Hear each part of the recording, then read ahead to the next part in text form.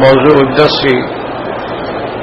ترك الموالات مع الكفار والمشركين والمستهزئين، سورة المائدہ، تفسیر ابن کثیر۔ الحمد لله رب العالمين، والصلاة والسلام على أشرف الأنبياء وسيد المرسلين سيدنا محمد وعلى آله وأصحابه أجمعين۔ اللهم صل على سيدنا محمد وعلى آل سيدنا محمد كما صليت على إبراهيم وعلى آل إبراهيم في العالمين إنك حميد مجيد۔ أعوذ بالله من الشيطان الرجيم، بسم الله الرحمن الرحيم۔ يا أيها الذين آمنوا لا تتخذوا الذين اتخذوا دينكم هزوا ولعبا من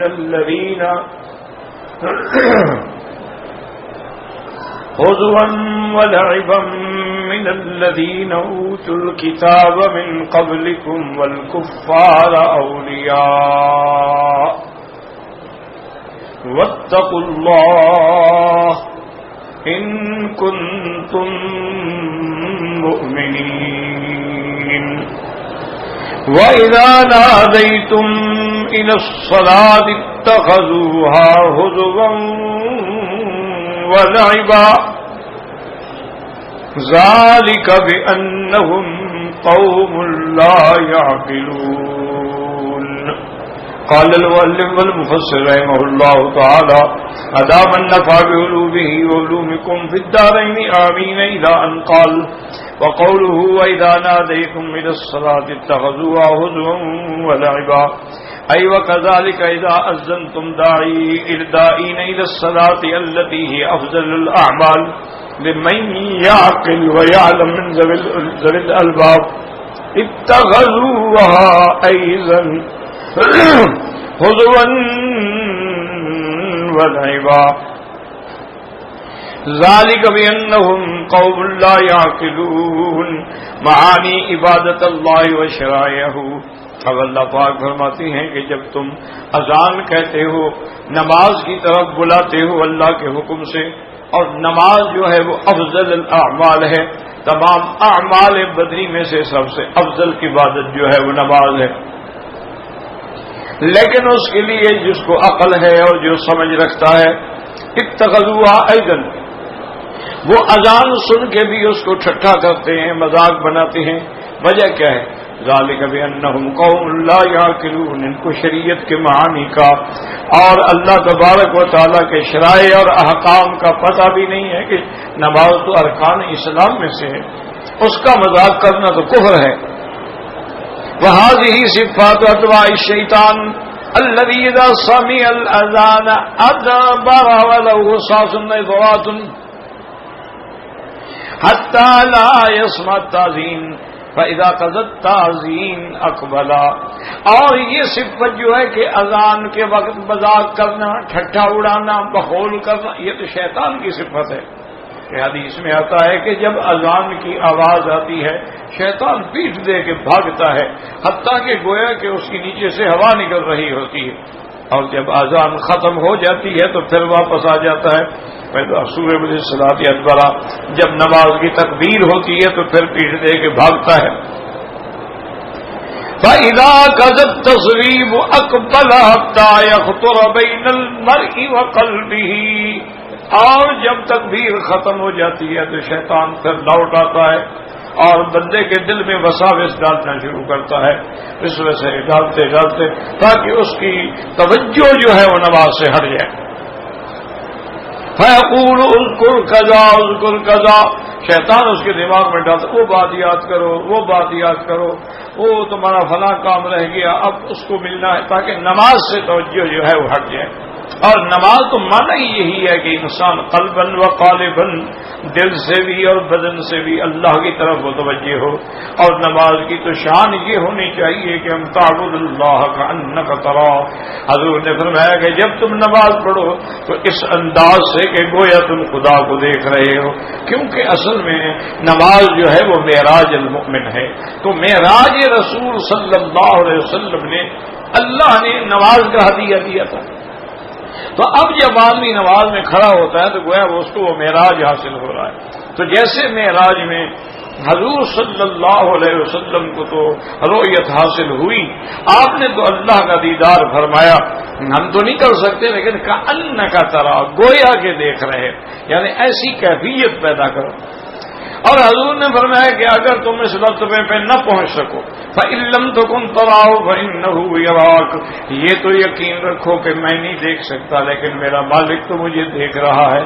تو منع یہ ہے کہ نماز میں کبھی ادھر دیکھے کبھی ادھر دیکھے، کبھی موبائل سے کھیلتا رہے، کبھی گھڑی کو دیکھتا رہے، کبھی موبائل کی گھنٹیاں بجتی رہے، اور پھر ساری توجہات ہی ختم ہو گئی نا. پھر وہ نماز میں خشوع اور خضوع جو ہے وہ باقی نہیں رہتا. اس لیے حضور پاک نے فرمایا کہ پھر وہ آگے وساوس ڈالتا ہے. لما لم يكن يذكر حتى يذل الرجل لا يدري كم صلى، کہ ایسے وساوس ڈالتا ہے کہ بندے کو یہ پتہ بھی نہیں لگتا، پتہ نہیں میں نے 2 رکعتیں پڑھی ہیں، 3 پڑھی ہیں، 3 پڑھی ہیں، 4 پڑھی ہیں، اور میں نے جو آیت پڑھی ہے وہ صحیح پڑھی ہے غلط پڑھی. پتہ ہے وہ تو شیطانی چکر میں آ گیا. لیکن ایک بات یاد رکھو کہ جتنا وسوسہ ڈالا جائے اس سے ہمارا کوئی نقصان نہیں ہوتا، نہ ہماری نماز خراب ہوتی. وسوسے کو خود نہ لاؤ. ایک ہے وسوسہ آنا، ایک ہے وسوسے کو خود بلانا. تو خود لاؤ گے تو نماز خراب ہو جائے گی. لیکن اگر شیطان وسوسے ڈال رہا ہے تو ڈالتا رہے. بلکہ بعض آثار میں یہ بھی آتا ہے کہ سیدنا ابی بکر صدیق رضی اللہ تعالیٰ عنہ سے ایک یہودی عالم نے پوچھا، کیونکہ مدینے میں یہودی تھے تو ملاقات تو ہوتی تھی.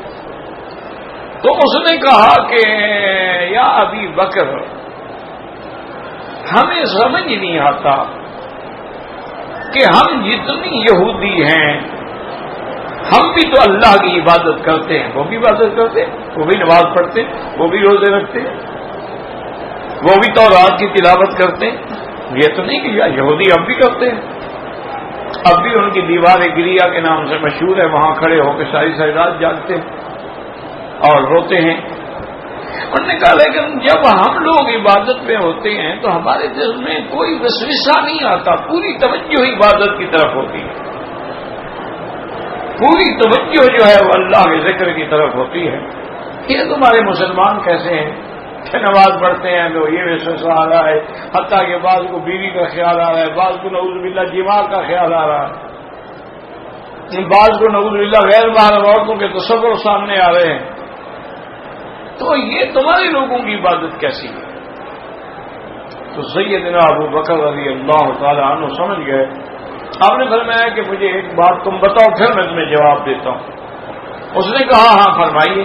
اور نے کہا دیکھو اگر ایک گھر میں ایک مکان میں 10 کمرے ہیں یا 2 کمرے ہیں، ایک کمرہ ہے جس میں تجوری ہے، سونا ہے، چاندی ہے، زیورات ہیں، جواہرات ہیں، نقدی ہے سب، اور دوسرا جو ہے وہ بس ڈرائنگ ہے، ڈائننگ ہے، کھانے کا، بیٹھنے، اس میں پیسہ ویسا کچھ نہیں.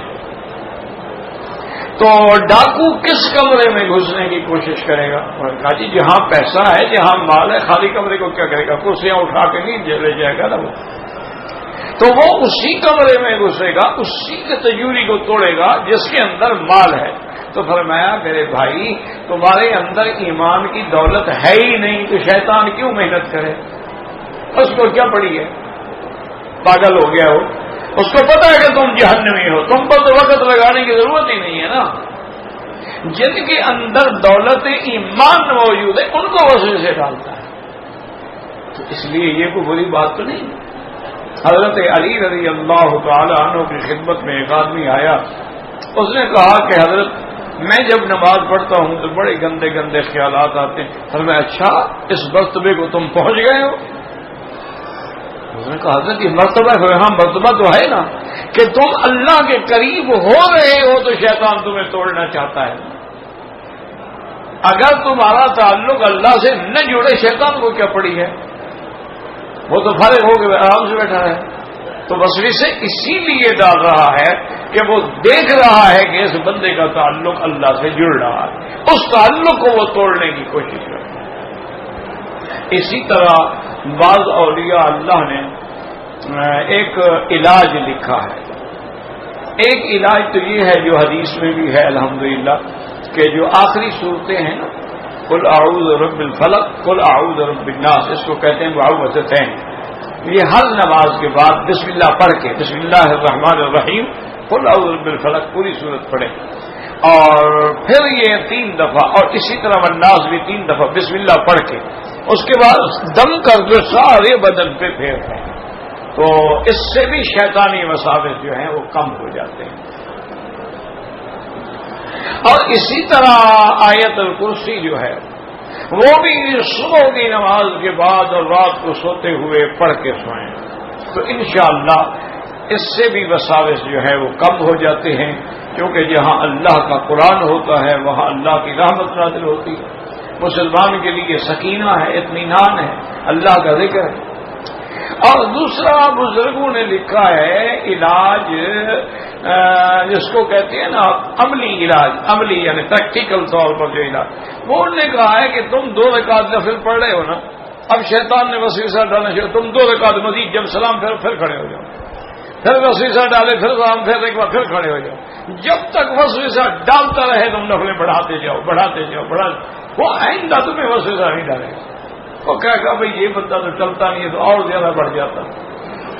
وہ حضرت عبد القادر جیلانی رحمۃ اللہ علیہ کا واقعہ ہے کہ بعض کہتے ہیں حضرت بایزید بستامی کے اللہ عالم تاریخی واقعات ہوتے ہیں نا, تاریخی واقعات کے اندر کوئی تحقیق نہیں ہوتی اتنی جیسے حدیث میں ہے,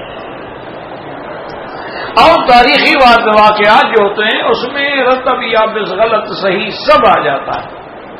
اس لیے آپ دیکھیں کہ الحمدللہ ثم الحمدللہ اہل سنت والجماعت میں محدثین ہیں یا فقہا ہیں, انہوں نے قرآن و حدیث پہ کام کیا ہے, کسی نے تاریخ نہیں لکھی. تاریخ جو ہے وہ کوئی ایسی ضروری چیز ہے ہی نہیں, اس لیے تاریخ کی طرف زیادہ جو ہے نا وہ شیعہ گئے ہیں. اس لیے واقعی بڑا مشہور ہے تاریخ کے اندر, لیکن وہ شیعہ ہے, تو ان کا کام ہے کس سے کہانیاں جمع کرو. تو بہرحال تو حضرت بایزید تھے یا حضرت شیخ عبد القادر تھے رحمۃ اللہ علیہم, اللہ کی ان پہ کروڑوں رحمتیں ہوں, وہ ایک رات جو ہے نا ایسی غفلت کی نیند آئی کہ تہجد نہ پڑ سکے. تو آپ نے سارا دن جو ہے نا اللہ کے آگے روتے ہوئے گڑ گڑاتے ہوئے نماز پڑھتے ہوئے قرآن پڑھتے ہوئے ذکر کرتے ہوئے سارا دن گزار دیا, نہ کھانا نہ پینا نہ گھر نہ آرام, بس رو رہے ہیں کہ یا اللہ مجھ سے کون سا گناہ ہوا ہے کہ رات آپ نے مجھے اپنے ہم کلام ہونے سے محروم کر دیا, تہجد سے محروم. کوئی لازمی بات ہے کہ مجھ سے گناہ ہو, اس لیے ہمیشہ یاد رکھو نماز چھوٹ جائے تو سمجھو کوئی گناہ ہوا. طواف کرتے تھے تو روزانہ چھوٹ گیا ہے, معلوم ہوا کوئی غلطی ہوئی. حتیٰ کہ بزرگوں نے لکھا ہے کہ اگر تمہاری بیوی نے تمہارے سامنے اونچی بات کی یا نافرمانی کی بات, سمجھو آج مجھ سے کوئی گناہ ہوا ہے, اس کی وجہ یہ ہے کہ ہر چیز میری نافرمان ہو گئی. اور جب آدمی اللہ کا بن جاتا ہے ہر چیز اس کے تابع ہو جاتی ہے, وہ نافرمان نہیں ہوتی ہے. وہ تو پھر جنگل کے شیر بھی تابع ہوتے ہیں. وہ تو حضرت ابراہیم ابن ادہم رحمۃ اللہ علیہ بادشاہی چھوڑ کے فقیر بن گئے, تو ان کے زمانے کا کوئی وزیر گزرا, دیکھا کہ حضرت کو اتنے پرانے کپڑے, برا حال, اور دریا کے کنارے بیٹھے اپنے کپڑے کو ٹانکا لگا رہے ہیں. آیا سلام کیا, پوچھا حضرت مجھے پہچانا ہے؟ میں نے کہا حضرت آپ نے تو نہیں پہچانا, میں نے پہچانا ہے, آپ میرے بادشاہ تھے, میں آپ کا وزیر تھا, یہ آپ نے کیا بنا؟ حضرت نے کوئی جواب نہیں دیا. وہ سوئی جو تھی جسے کپڑے سی رہے تھے ایسے دریا میں پھینک دی. اور فرمایا مچھلیوں کو حکم دیا کہ میری سوئی نکال کے لے آؤ. فوراً ایک مچھلی جیسی سوئی منہ میں لے کے لایا. فرمایا مسئلہ سمجھ آئے, جب تک میں تمہارے ساتھ تھا تم بھی ہمارا کہنا نہیں مانتے, جب اللہ کے ساتھ ہو گیا تو اللہ کی ہر چیز کہنا مانتے. من کان للہ کان اللہ لہ. مجھے یہ بات چاہیے اچھی ہے, وہ بات چاہیے اچھی ہے, تمہاری خوشامد کرتے ہوئے وزیروں کی گزر جاتی تھی. تو بہرحال یہ ہے جی کہ سارا دن روتے رہے. اس لیے بزرگوں نے لکھا ہے کہ اگر اولاد نہ فرمانے مانا ہم سے کوئی گناہ ہوا, ہم سے کوئی ایسی غلطی ہوئی ہے کہ اولاد جس کا کام اطاعت تھا, فرما برداری تھی, والدین سے بھلائی تھی, وہ نافرمان ہو جائے. بیوی کا کام اطاعت ہے, فرما برداری ہے, وہ نافرمان ہو جائے, مانے ہم نے کوئی گناہ کیا, اس کا قصور نہیں. تو سارا دن عبادت میں گزر گیا روتے ہوئے. دوسری رات جب سوئے تو ابھی تہجد کے وقت میں کافی دیر تھی کہ آپ کو کسی نے اٹھایا, اٹھو اٹھو, تو کہا اٹھو نماز کا وقت, تہجد پڑھو. اب یکدم گڑبڑا کے اٹھے کہ میرے گھر کے اندر کون آ گیا. دیکھا میں اعوذ باللہ من الشیطان الرجیم, شیطان ہو؟ انہوں نے کہا جی ہاں میں ہوں. انہوں نے کہا تم بدبخت, مجھے آج نماز کے لیے کیسے جگہ. میں نے کہا کل سارا دن روتے روتے میرا تم نے ستیہ ناش کر دیا. میں نے کہا بیچتے رہ کے تہجد ہی پڑھ رہے. وہ 1 گھنٹے والی عبادت میں برداشت کروں, آپ نے مجھے 24 گھنٹے اڑا دیا ہے. تو اس لیے بات علماء نے لکھا کہ جب وسوسہ آئے, قرآن پڑھ رہے ہیں پڑھتے رہو, ذکر کر رہے ہو کرتے رہو, نفل پڑھ رہے ہو پڑھتے رہو, چھوڑو نہیں. اس کا نتیجہ یہ نکلتا ہے کہ شیطان مایوس ہو جاتا ہے, یہاں میرا کام نہیں چلتا, یہ کوئی ضدی بندہ ہے, یہ اب مجھے سمجھ گیا ہے, میں یوں کوشش کروں گا یہ مجھے اور زیادہ مار دے گا. تو اس لیے ہمیشہ یاد رکھیں کہ عبادت کے اندر اس لیے کہتے ہیں کہ وہ پھر وشو سے ڈالتا ہے. حتیٰ یضل الرجل لا یدری کم صلی, بندے کو پتہ نہیں چلتا کہ میں نے کتنی رکعت نماز پڑھی. فإذا وجد أحدكم ذلك فليسجد سجدتين قبل السلام متفق علیہ. اگر ایسی بات ہو, شک پڑ جائے کہ 3 رکعتیں پڑھی ہیں یا 4 رکھی ہیں تو سجدہ صاحب کر لے. یاد رکھو حدیثوں میں سجدہ صاحب جو ہے سلام سے پہلے بھی ثابت ہے اور سلام کے بعد بھی ثابت ہے. ایک یہ ہوتا ہے کہ جب نماز ختم کرنے کا وقت آئے تو سجدہ کر لے, پھر کہے السلام علیکم ورحمۃ اللہ, السلام علیکم ورحمۃ اللہ, یعنی سلام سے پہلے. ایک ہے کہ سلام کے بعد. اصل وجہ کیا ہے؟ وجہ یہ ہوتی ہے کہ تم سے نماز میں کمی ہوئی ہے یا زیادتی ہوئی ہے. 4 رکعت پڑھنی تھی 3 پڑھی تو کمی ہو گئی, یا ہم نے 4 رکعت پڑھنی تھی 5 پڑھ گئے, پھر ساتھ کھڑے ہو گئے اور چھٹی بھی ملانی پڑے گی, جو 1 رکعت نماز نہیں ہوتی نا, تو زیادہ ہو گیا. تو اس لیے بعض علماء فرماتے ہیں کمی ہو تو سلام سے پہلے سجدہ صاحب کرے, اور زیادہ ہو تو سلام کے بعد سجدہ صاحب کرے. اور بعض علماء فرماتے ہیں کہ اچھا کمی بھی ہو اور زیادتی بھی ہو, پھر کیا کرو گے؟ کہ نماز میں کمی بھی ہوئی ہے اور زیادتی بھی ہوئی, 1 رکعت تو زیادہ پڑ گیا, کمی یہ ہوئی ہے کہ سورت نہیں پڑی. تو اس لیے وہ کہتے ہیں کہ وہاں بھی سلام کے بعد سے اپنا سلام پھیرنے کے بعد سجدہ صاحب کرے. وقال الزہری قدس اللہ تعظیم فی کتابہ, وقال امام زہری فرماتے ہیں کہ اذان جو ہے وہ تو اللہ کے قرآن میں اللہ کے بندے ثابت ہے. اذا نودی للصلاة من یوم الجمعة فاسعوا الى ذکر اللہ. اذان جب بلایا جائے, پکارا جائے, ندا کرنے والا تمہیں پکارے کہ آؤ نماز کے لیے, آؤ نماز کے لیے. اسی طرح یہاں وَإِذَا نَادَيْتُمْ إِلَى الصَّلَاةِ اتَّخَذُوهَا هُزُوًا وَلَعِبًا ذَلِكَ بِأَنَّهُمْ قَوْمٌ لَا يَعْقِلُونَ. لا يعقلون مانے کہ بڑے کم عقل ہیں, ان کو عقل نہیں, دین کے بارے میں عقل نہیں, دنیا کے بارے میں تو بڑے تیز ہیں, دنیا کے بارے میں تو بڑا سمجھتے ہیں. یعلمون ظاہرا من الحیات الدنیا وہم عن الآخرۃ ہم غافلون. آج بالکل نعوذ باللہ ثم نعوذ باللہ ہمارا یہ عالم ہے کہ آج اگر آپ نے دنیا کی بات پوچھنی ہے کہ آج جناب ایکسچینج کا کیا، مارکیٹ کا کیا پوزیشن ہے، آج فلاں گھڑی کی کیا قیمت ہے، فلاں موبائل کی کیا قیمت ہے، کون سا موبائل کس کمپنی کا، حافظ ہیں اس کے ماشاءاللہ. اگر پوچھو کہ دعائے قنوت آتی ہے فطر میں جو پڑھی جاتی ہے، وہ جی کچھ یاد ہے کچھ نہیں ہے، وہ یاد نہیں. اچھا جب مرد کو نہیں آتی تو بیوی کو کیا آتی ہوگی؟ بیوی کو بھی فیشن آتا ہے، بیوی کو بھی میک اپ سگار آتا ہے، کبھی بیوٹی پارلر جا رہی ہے، کبھی فلم پہ جا رہی ہے، کبھی جاگنگ کرنے کے لیے جا رہی ہے کہ باڈی کی فٹنس خراب نہ ہو. انا للہ و انا الیہ راجعون. انا للہ. یاد رکھو یہ عورتیں جو اس قسم کے فیشن کر کے باہر پھرتی ہیں اور اپنے پورے بدن کی لوگوں کے سامنے نعوذ باللہ ایک قسم کا اشتہار بنی ہوئی ہیں اور بڑے بڑے عجیب قسم کے پرفیوم ڈالے ہوئے ہیں اور بڑے عجیب قسم کے انہوں نے موبائل ہاتھ میں پکڑے ہوئے ہیں، پرس ہاتھ میں پکڑے ہوئے ہیں.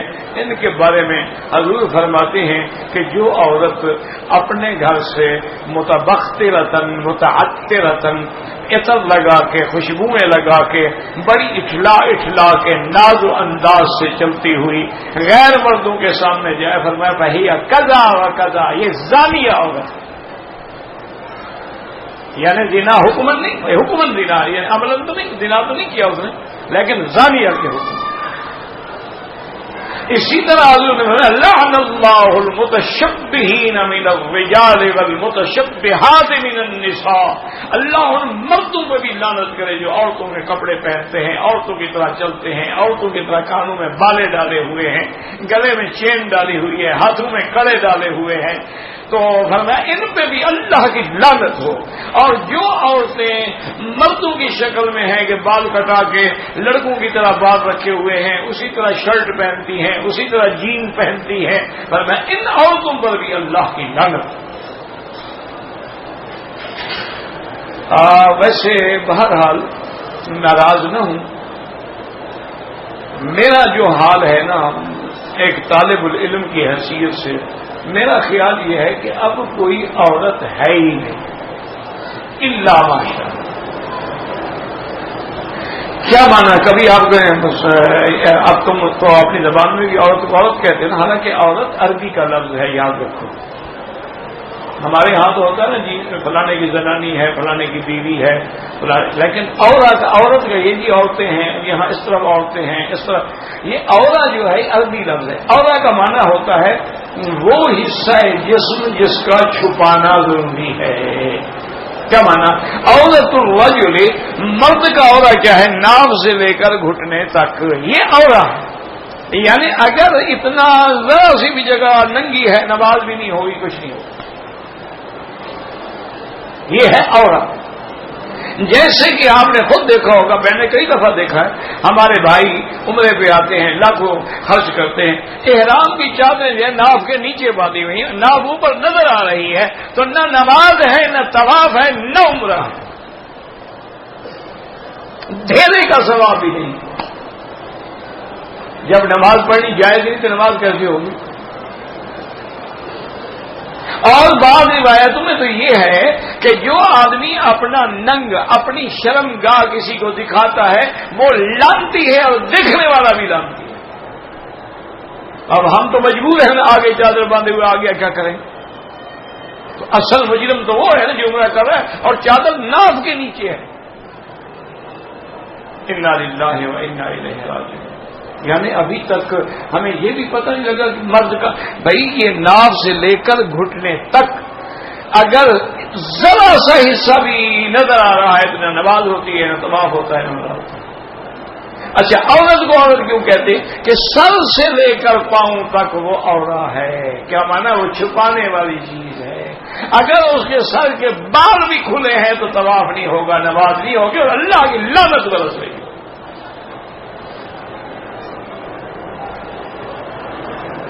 باقی تمہاری مرضی ہے. میرا تو یہی خیال ہے کہ اب عورتیں ہیں ہی نہیں.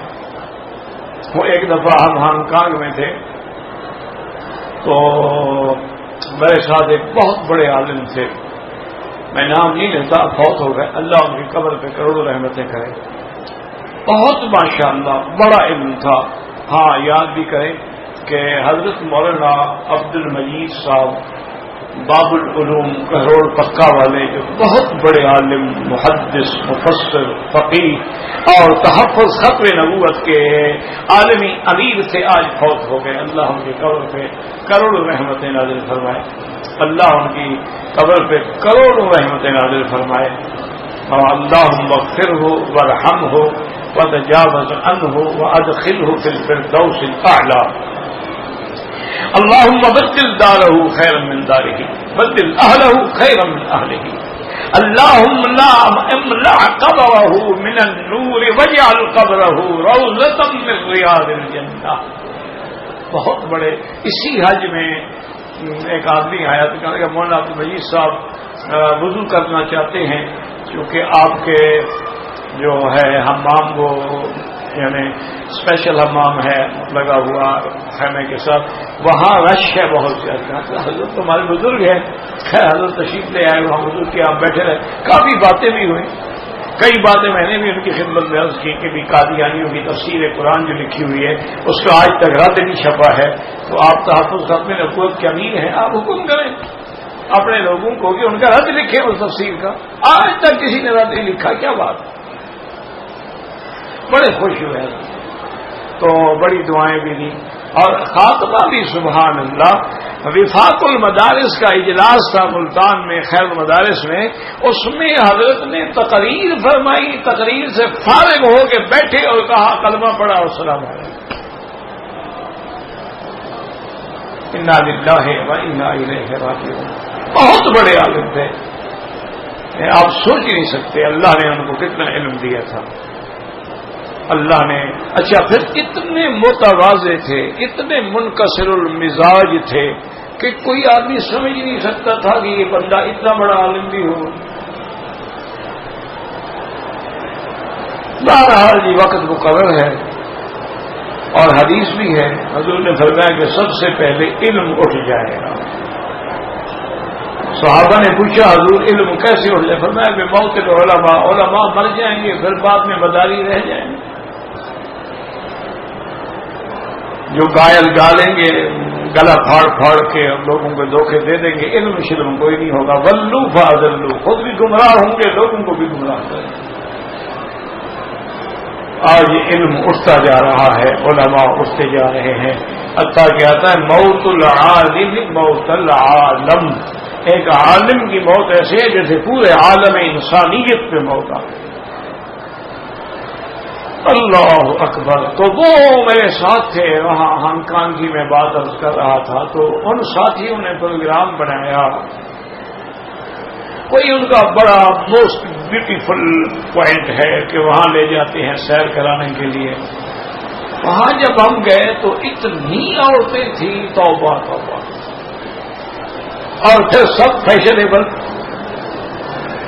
یہاں عمرے میں فیشن نہیں چھوڑتی، وہاں تو گئی فیشن کے لیے تھی، وہاں تو باقاعدہ فیشن پریڈ ہو رہی تھی۔ تو میں نے بھی یہی سوچا دل میں کہ حضرت کو کیا کہیں، اب یہ دوستوں کو میں نے کہ یار تم کہاں لے آئے؟ انہوں نے کہا جی ہم نے کوئی ان کو تھوڑا دیکھنا ہے، ہم آگے چلیں گے تو آپ کو ہم ایک چیئر لفٹ جو ہے نا ان کی، یہ ساری دنیا سے سب سے اونچی، سب سے بڑی، اور سمندر پہ ایک کنارے سے دوسرے کنارے تک جاتی ہے، اس پہ بٹھانا چاہتے ہیں ہم آپ کو۔ میں نے ان سے کہا، میں نے کہا حضرت حال تو یہ ہے، یا تو واپس چلیں۔ ہر لگے کیوں؟ میں نے کہا یار حضرت یہ عورتوں کا سر میں عورت ہو تو ہم پردہ کریں نا، یہ عورتیں تو نہیں ہیں، کیسے پردہ کریں؟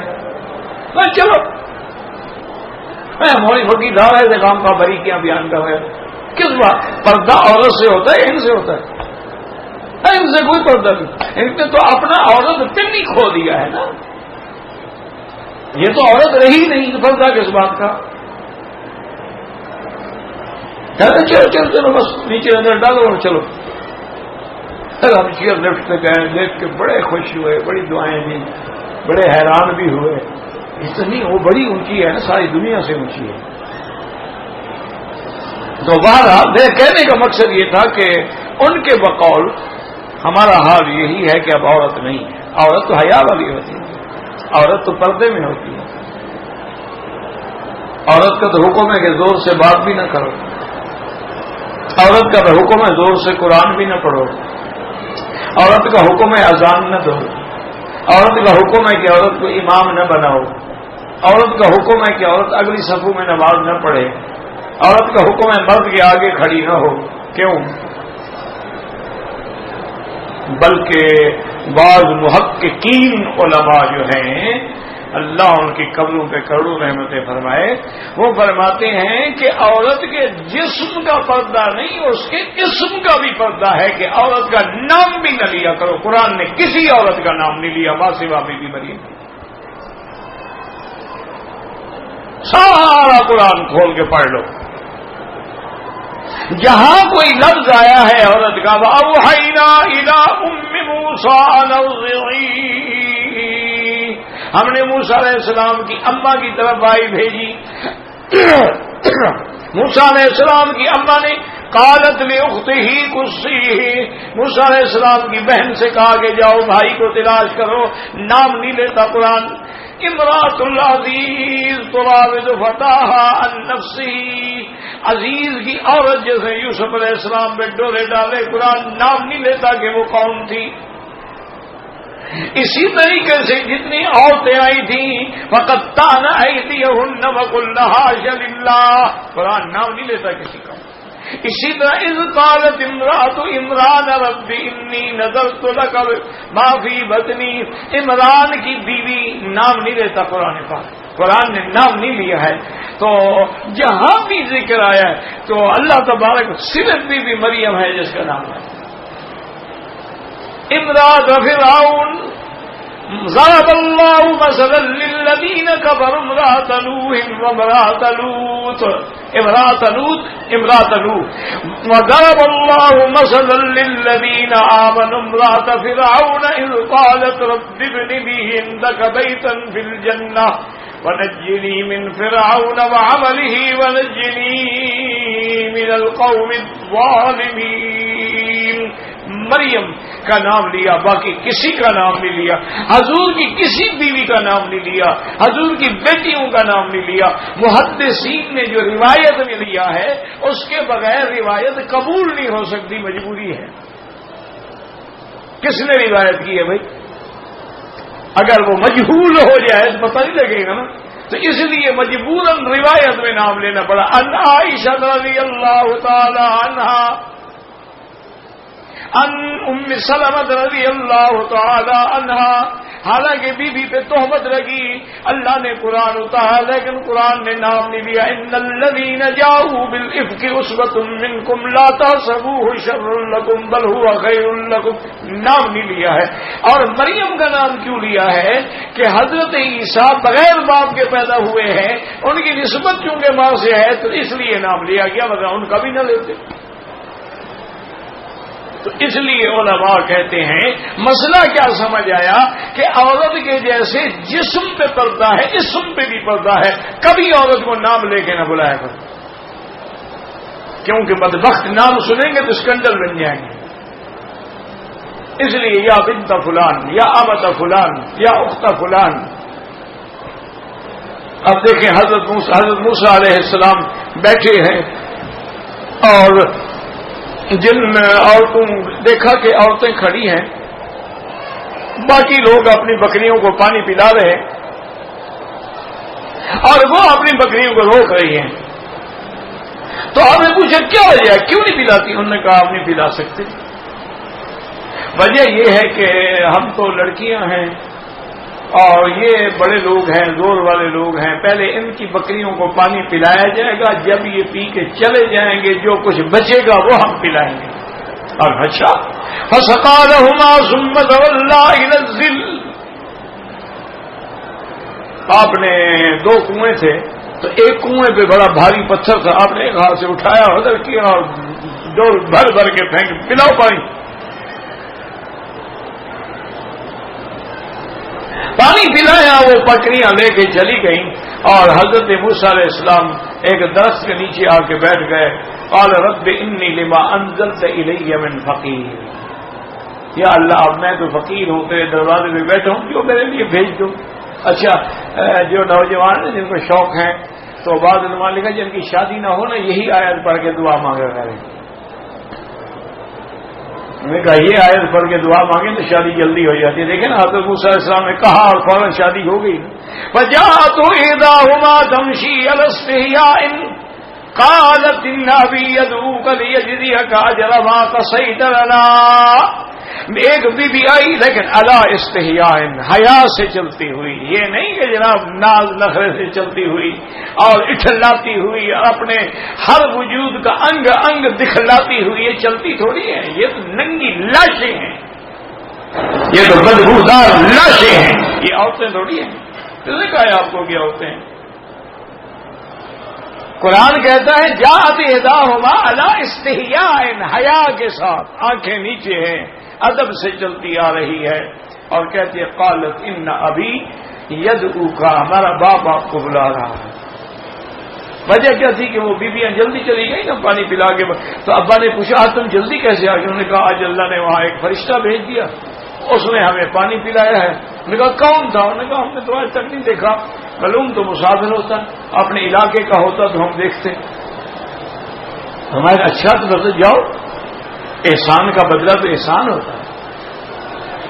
تو اب وہ بیوی آئی اور آگا کہ ان ابی یدعوک.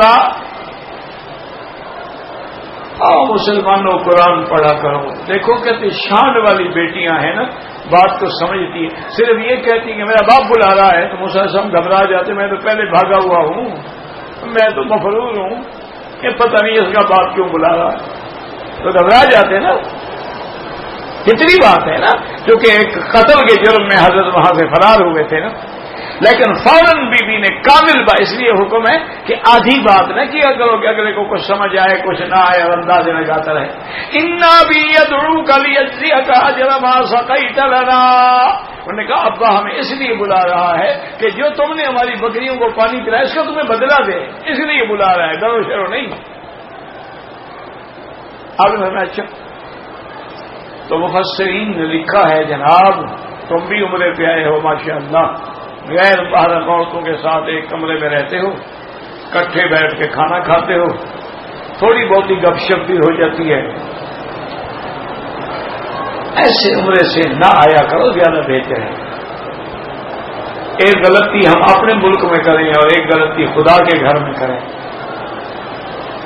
ایک سگریٹ ہم اپنے ملک میں پیئیں، ایک اللہ کے حرم میں کھڑے ہو کے پیئیں، سرکار دو جہاں کے روضے کے سائے میں نیچے کھڑے ہو کے پیئیں. خود سوچ لو، تمہاری مرضی ہے.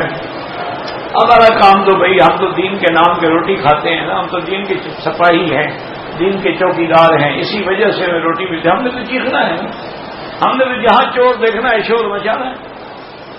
باقی مانو نہ مانو تمہاری مرضی ہے. اب مفسرین نے لکھا ہے کہ موسیٰ علیہ السلام نے فرمایا کہ یا بنت شعیب ایسا کرو کہ تم میرے پیچھے چلو، میں آگے چلوں گا، مجھے بتاتی جانا کہ اب دائیں جاؤ بائیں جاؤ. علماء نے لکھا ہے اس کی دو وجوہات تھیں. ایک وجہ تو یہ تھی کہ موسیٰ علیہ السلام اللہ کے علم میں تو پیغمبر تھے نا، نبی کی شان نہیں ہے کہ عورتوں کے پیچھے چلے، چاہے ابھی نبوت نہیں ملی لیکن اللہ کے علم میں تو وہ نبی ہے نا.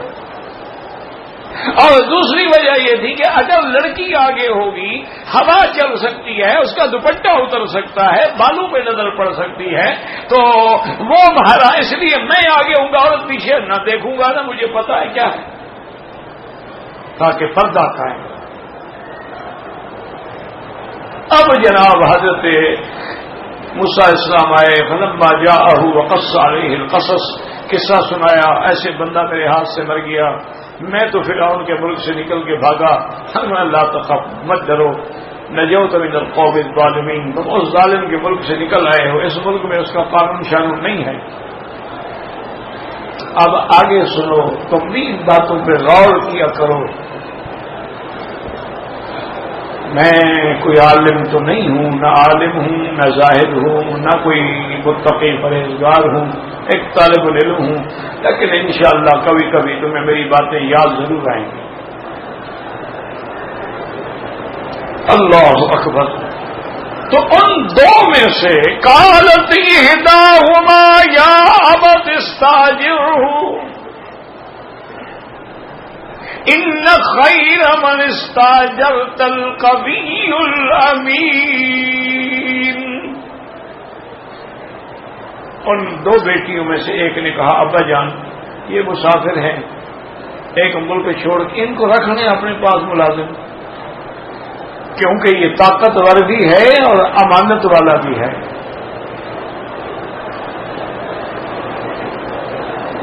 تو مفسرین نے لکھا ہے حضرت شعیب نے بڑے غضب سے بیٹی کو دیکھا، تمہیں کیسے پتا ہے کہ یہ طاقتور ہے؟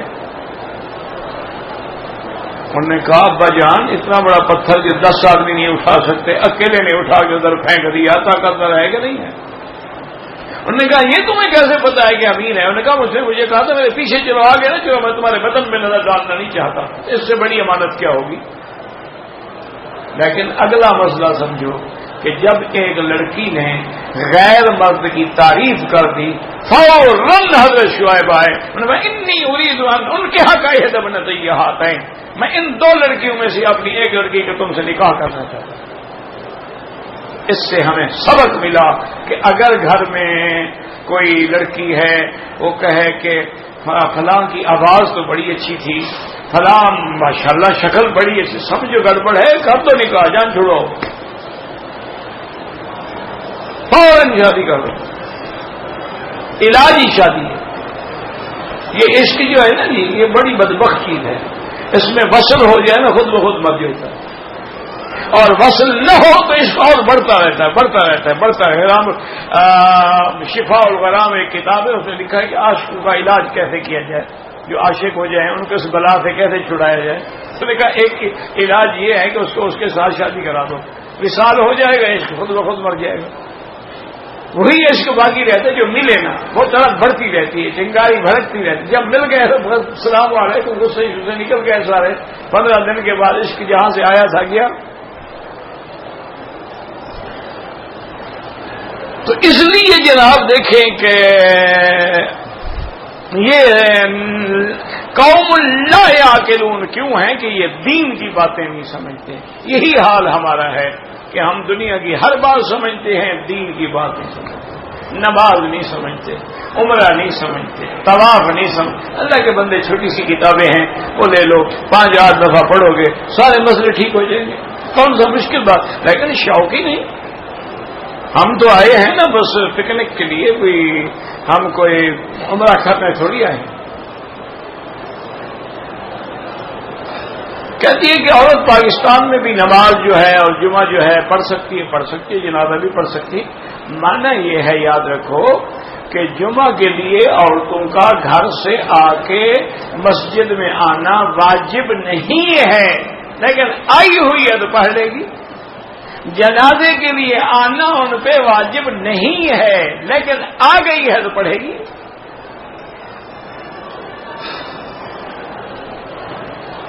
والدین کے لیے کون سی دعا کریں جو قرآن میں ہے، رب ارحمہما کما ربیانی صغیرا، ربنا اغفر لی ولوالدی وللمؤمنین یوم یقوم الحساب۔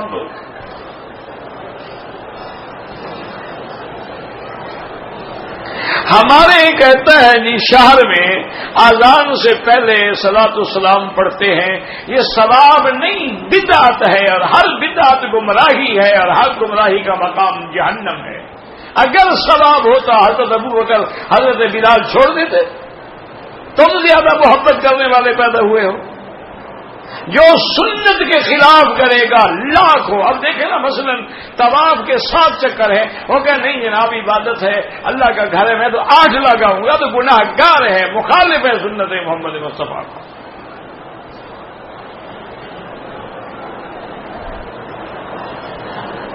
ہم نہ پڑھے تو کہتے ہیں کہ نبی کے تم نہیں کہتے رہے، یعنی وہ جھوٹی بات پہ اڑے ہوئے ہیں، تم سچی بات ان کو نہیں سمجھاتے ہو۔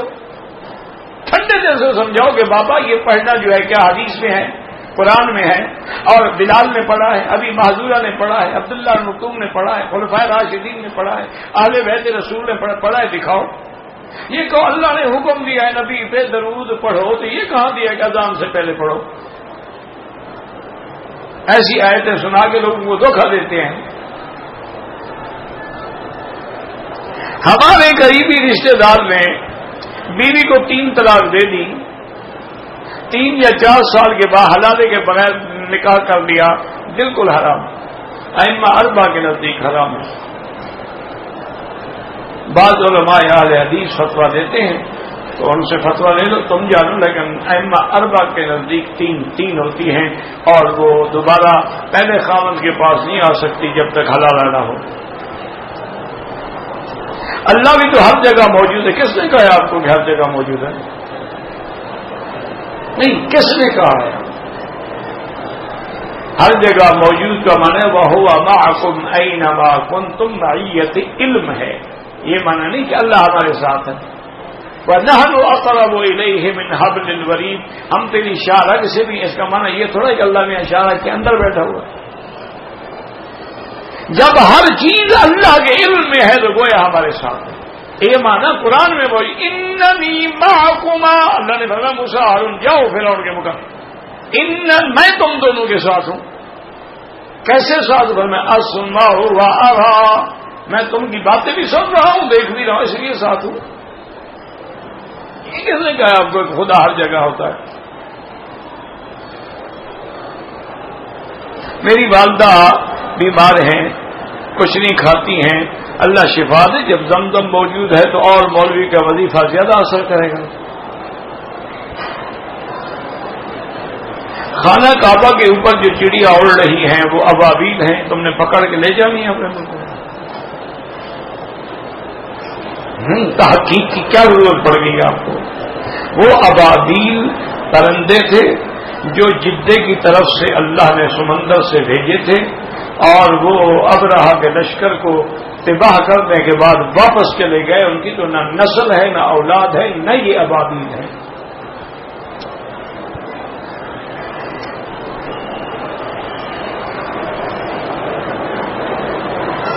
امیر آدمی باہر نوکری کر سکتا ہے، 2 سال تک گھر میں رہے، بھائی امیر ہو یا غریب ہو، نوکری سب کر سکتے ہیں۔ باقی بیوی کے حقوق ادا کرنا ضروری ہے شریعت میں۔ حضرت عمر رضی اللہ تعالیٰ عنہ نے زیادہ حد مقرر کی تھی کہ 6 مہینے سے زیادہ بیوی سے دور نہ رہے، یا بیوی کو بلائے یا پھر بیوی کے پاس جائے۔ باقی اگر وہ آپس میں متفق ہیں، راضی ہیں، بیوی کو اس کو باہر بھیجنے پہ راضی ہے، اور اس کی عزت عصمت بھی محفوظ ہے، کوئی خوف خطرہ نہیں ہے، تو رہ سکتا ہے، نوکری کر سکتا ہے، کوئی بات نہیں۔ 2 لوگ فوت ہو گئے، ان کے لیے تو حج عمرے ہوتے ہیں، زندہ کے لیے نہیں ہوتے ہیں۔ میں نے طواف شروع کرتے ہوئے کندھا ننگا نہیں کیا، 5ویں چکر پہ یاد ہے، بہرحال ثواب سے محروم ہو گئے، کوئی جرمانہ کوئی نہیں۔ میں نے عمرے کا احرام باندھا ہوا تھا، میرے قریب ایک آدمی آ کے بیٹھا جس کو خوشبو لگی ہوئی، خوشبو آ رہی تھی، کوئی آدمی خوب تو نہ لگاؤ، اب یہ تو نہیں کہ خوشبو آئے نہیں، کہیں سے گزرو گے خوشبو آ رہی ہے، کیا کرو گے؟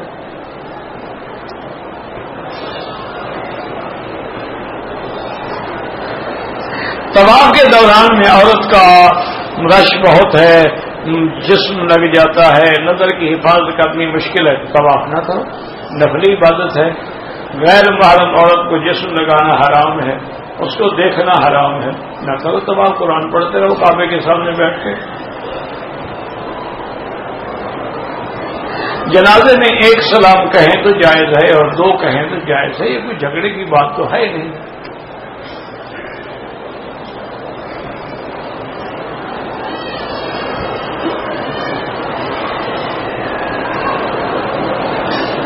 اگر ایک یتیم بچہ ہے، اس کے باپ کو وراثت میں مال ملا، اس کے باپ بڑا مال والا تھا، تو اب یتیم بھی زکوٰۃ ادا کرے گا، جب وہ خود اب مال والا بن گیا ہے تو اس کو زکوٰۃ ہی نہیں ہوگی۔ یہ تھوڑا یتیم کا بن جاتا، یا اس کے پاس کچھ نہ ہو۔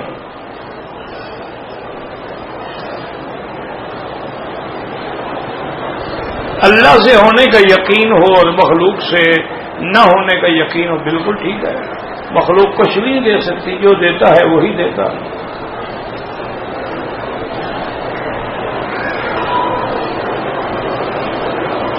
کہتے ہیں جی کہ میرے 3 بیٹے ہیں اور تینوں بیٹے آپریشن سے ہوئے ہیں. اب ڈاکٹر کہتے ہیں کہ وقفہ کرنا چاہیے. بالکل کر سکتے، کوئی منع نہیں. مسجد عائشہ سے عمرہ باندھ کی عمرہ کر سکتے ہیں، کر سکتے ہیں.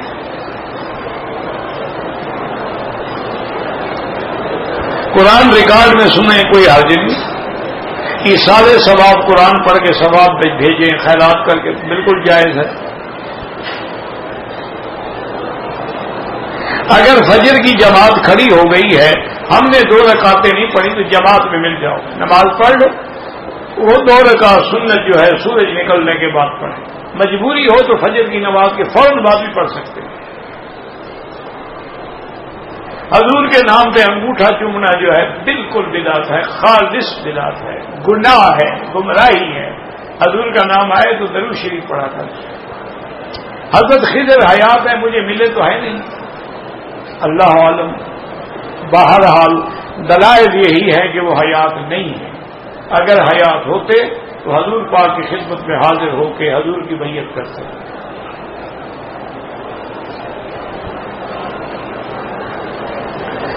لیڈی ڈاکٹر عورتیں 4 ماہ تک حمل صاف کراتی ہیں، بالکل قتل ہے. یہ تو فقہاء نے لکھا ہے کہ 4 مہینے سے کم چونکہ روح نہیں پڑی ہوتی تو اس لیے وہ اتنا گناہ نہیں ہوگا جتنا 4 مہینے کے بعد. لیکن بہرحال ہر لحاظ سے وہ قتل ہے.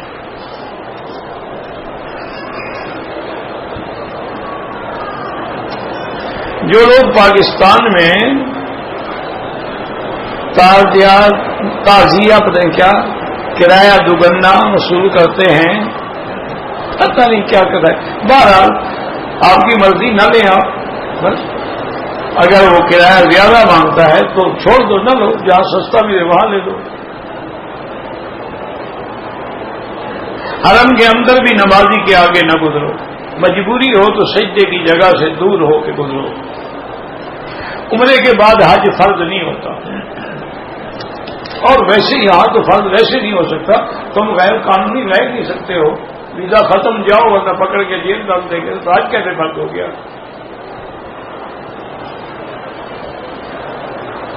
بندہ ناچیز کو اپنی دعاؤں میں یاد رکھیں، آپ بھی یاد رکھیں.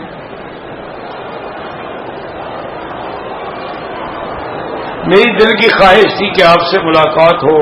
چلو الحمدللہ ہو گئی. کون سی چیز آپ کے لیے پاکستان سے ہدیہ بھیجوں؟ سب سے بڑا ہدیہ ہے کہ مجھے جب یاد آ جاؤں تو دعا کیا کریں. اس سے بڑا ہدیہ کوئی نہیں ہوتا. یہاں اللہ کا گھر ہے، الحمدللہ صبح الحمدللہ ہر چیز آ جاتی ہے، لیکن دعا سے بڑی کوئی نعمت ہے. یعنی دعا اتنی بڑی چیز ہے کہ حضرت عمر رضی اللہ تعالیٰ عنہ آئے حضور کی خدمت میں اور عرض کیا کہ حضرت میں عمرے پہ جا رہا ہوں. فرمایا لا تنسا ان دعائک یا اخی عمر، بھائی عمر ہمیں وہاں دعاؤں میں نہ بھول جانا. اب حضور کو دعا کی کیا ضرورت تھی؟ وہ امت کو سبق پڑھا رہے ہیں. ہر نماز کے بعد جنازے کا اعلان ہوتا ہے، اس میں بچے بھی ہوتے رہیں. کیا ہو گیا؟ تم جو دعا مانگتے ہو سب کے لیے ہے نا. حینا و میتنا و شاہدنا و غائبنا و صغیرنا و کبیرنا، بڑے بھی چھوٹے بھی، ذکرنا و انسانا، مرد بھی عورتیں بھی. کوئی بات، جو امام کی نیت وہی ہماری نیت ہے. استغفار کا طریقہ یہ ہے کہ زیادہ بہتر تہجد کے وقت میں ہوتا ہے کہ علیحدگی میں بیٹھ کے، تنہائی میں بیٹھ کے سید الاستغفار اللہم انت ربی لا الہ الا انت خلقتنی، اگر وہ یاد نہ ہو تو پھر استغفر اللہ الذی لا الہ الا هو الحی القیوم واتوب الیہ. اگر یہ بھی یاد نہ ہو استغفر اللہ ربی العظیم من کل ذنب واتوب الیہ، یہ بھی یاد نہ ہو استغفر اللہ استغفر اللہ استغفر اللہ.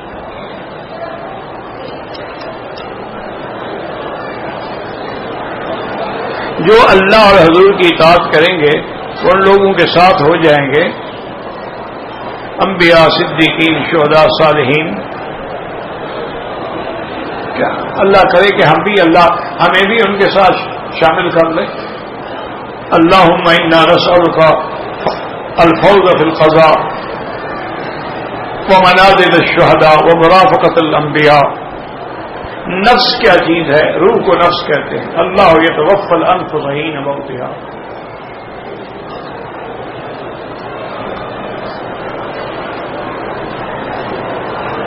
حضرت سوال جبکہ وہ بچہ جو اس مرحلے سے گزرے بغیر پیدا ہو، کیا مطلب؟ مجھے سمجھ نہیں ہے کیسے اس مرحلے سے گزرے بغیر پیدا ہو، کیا مطلب ہے؟ مجھے نہیں سمجھ ہے.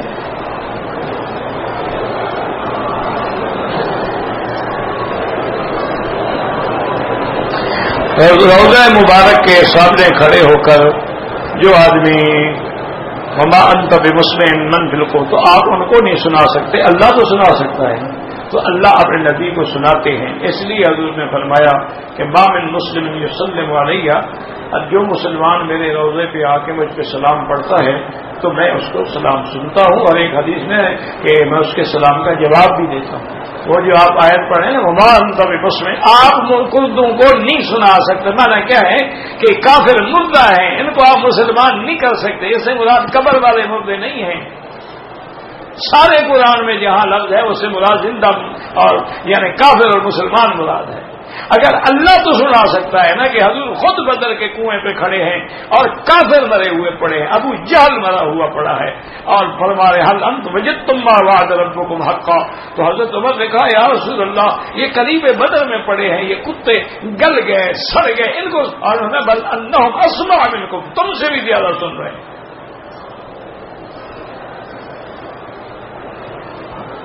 اتنی لمبی چوڑی بحثوں میں کیوں پڑھتے ہو؟ کیوں آخر حضور نے حکم دیا ہے کہ جب قبرستان پہ گزرو تو کہو السلام علیکم یا اہل القبور، یا السلام علیکم یا دار قوم المؤمنین انا انشاءاللہ بکم لاحقون انتم السابقون نحن الاسد یغفر اللہ لنا. کیوں کبھی یہ حکم دیا آپ کو کہ پہاڑ کے پاس گزرو تو کہو پہاڑ کی السلام علیکم؟ کسی سکون مسجد کا ہو تو کہو اسے ہمندر صاحب السلام علیکم. تو کوئی سنتا ہے اس کو ہی سلام کیا جاتا ہے، جو نہ سنے اس کو کون کہتا ہے کہ سلام کرو؟ تم یہاں پہ بیٹھ کے بیوی کو سلام کرو گے؟ السلام علیکم بیگم صاحب، پاگل ہو گیا، بیوی گھر بیٹھی ہے یہاں سلام کر رہا ہے. تو اللہ نے حکم جو دیا کہ سلام کرو تو مانا ہے کہ کوئی سلام سنایا جاتا ہے. دین سے محبت ہے، سنت شریعت پہ الحمدللہ عمل ہے. دین کے بارے میں اگر برے خیالات آتے ہیں یہ بھی تمہارے ایمان کی علامت ہے. برے خیال آتے آنے دو، تم اپنا کام کرتے رہو.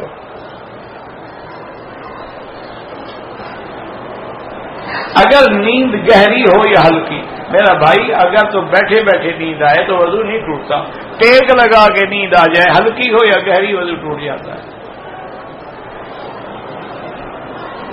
طواف کے دوران جو ہے تلاوت کرنے سے سبحان اللہ والحمدللہ لا الہ الا اللہ اللہ اکبر وللہ الحمد وہ افضل ہے.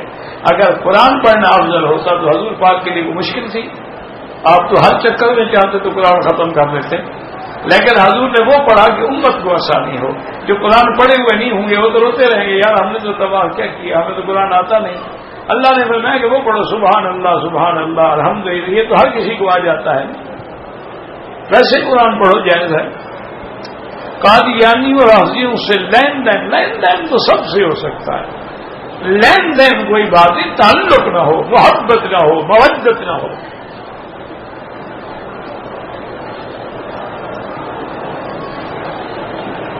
اگر ایک آدمی نے احرام باندھا ہوا ہے، عمرہ مکمل نہیں کیا، حدود حرم سے باہر چلا جائے، اگر احرام میں جائے احرام میں واپس آئے تو کوئی حرج نہیں. اگر احرام کھول کے چلا گیا تو عمرہ بھی کرے گا، دم بھی ادا کرے گا. دیکھو نا کوئی کام پڑ گیا، جدے میں سامان بھول گیا، مکے آیا یاد آیا، اسی احرام میں چلا گیا جدے، سامان لے کے پھر آگے کوئی آدمی.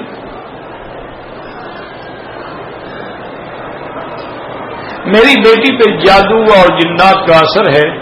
سورۃ البقرہ 40 دن سے پڑھ رہے ہیں، زبان اور جسم میں سوئیاں چبھتی ہیں. میرا بھائی اپنے خامن سے بات کرتے ہوئے بھی طبیعت اس کی خراب ہو جاتی ہے. اس کا گزارش یہ ہے کہ اس کو کہیں سورۃ البقرہ ہیڈ فون لگا کے سنائے. ایک دوسرا یہ ہے اس کے خامن کا علاج کرو. جب خامن کسی قابل نہ ہو تو بیوی کو سوئیاں ہی لگنی ہے نا، اور کیا ہونا ہے. خامن کا بھی علاج کرو، اس کو لے جاؤ ڈاکٹر کے پاس. اب میڈیکل بہت ترقی کر گئی. اگر وہ مادر ذات نامرد نہ ہو تو علاج ہو سکتا ہے. اگر پیدا ہی نامرد ہوا ہے تو اس کا کوئی علاج نہیں، یا پیدا ہی خنثی ہوا ہے، خسرا جس کو آپ کہتے ہیں، اس کا بھی کوئی علاج نہیں. لیکن اگر وہ پیدا کیا ٹھیک تھا، لیکن اپنی جوانی کو اپنی غفلت سے، گناہوں سے، مشتری سے اس نے تباہ کر دیا تو علاج موجود ہے.